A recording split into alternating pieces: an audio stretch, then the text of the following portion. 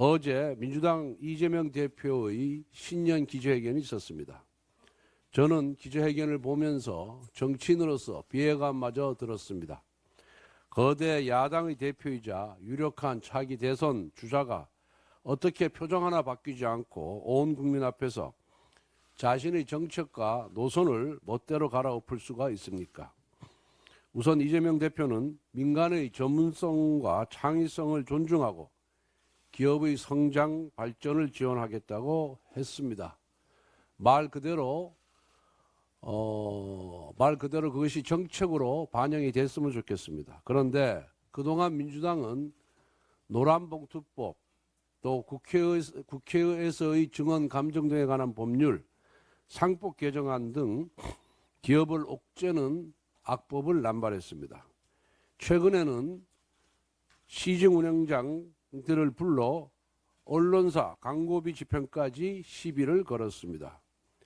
이처럼 기업 때리기에 여념이 없다고 이제 와서 기업을 유학했다고 합니다.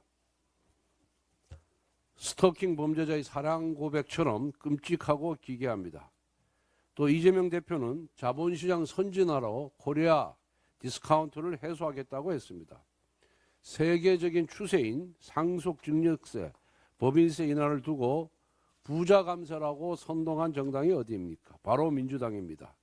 게다가 민주당은 개미 투자자의 염원인 금투세 폐지도 오락가락하면서 미온적으로 대처했습니다. 이재명 대표는 AI 산업 등 신성장 동력을 창출하겠다고 했습니다. 하지만 반도체 특별법은 우리 당이 수없이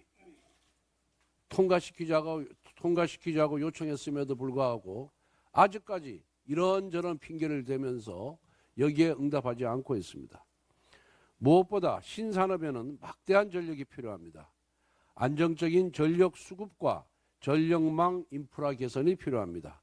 하지만 민주당은 원전에 반대하면서 전력 수급 기본 계획에 협조하지 않고 있습니다.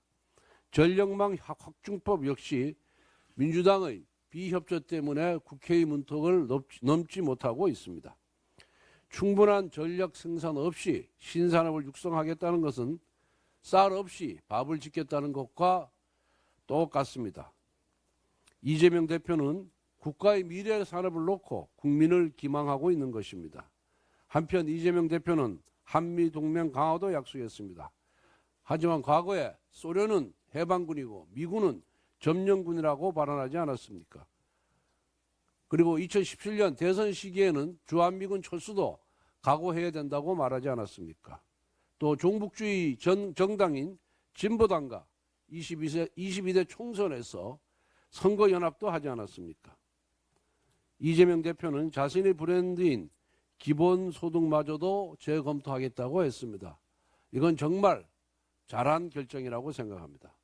그런데 민주당은 바로 전날 지역화폐법을 발의했습니다. 이것은 정치적 자아 분열입니다. 이처럼 이재명 대표의 기자회견은 처음부터 끝까지 단 한 줄도 믿을 수가 없습니다. 왜냐하면 지금까지 이재명 대표와 민주당이 보여준 정책과 노선과는 완전히 반대되는 주장이고 현재 민주당의 노선과도 완전히 다르기 때문입니다. 이재명 대표는 흑묘 벽면호를 들고 나와 자신을 실용주의자인 것처럼 포장했습니다. 그러나 착각하지 마십시오. 쥐가 고양이 흉내를 낸다고 해서 진짜 고양이가 되는 것은 아닙니다. 정말 좋은 고양이가 되고 싶다면 현재 민주당이 밀어붙이고 있는 수많은 악법부터 폐지하기를 바랍니다.